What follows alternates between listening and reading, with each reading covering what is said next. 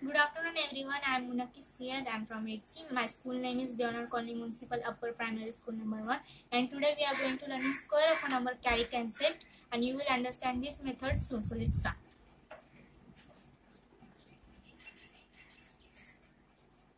Here I am taking 19 number because it's easy for our concept.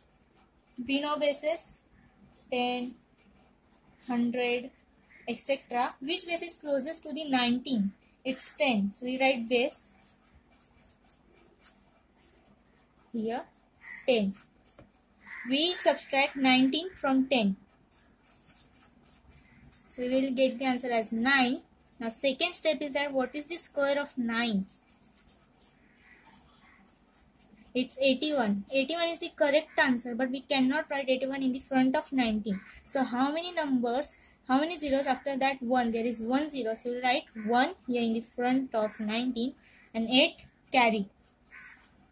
Okay. So third step is that we add 19 and 9. We will get the answer as 28. The 8 we have added will be added to the 28. So we will get the answer as 36. So 36 and 1 we will return together. So we will get the answer as 361. So 19 square is 361.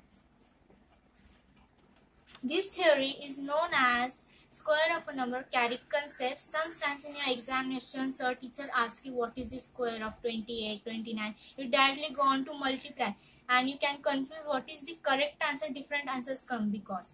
So you can use this theory for your examination. So it will become your answer very right. Thank you.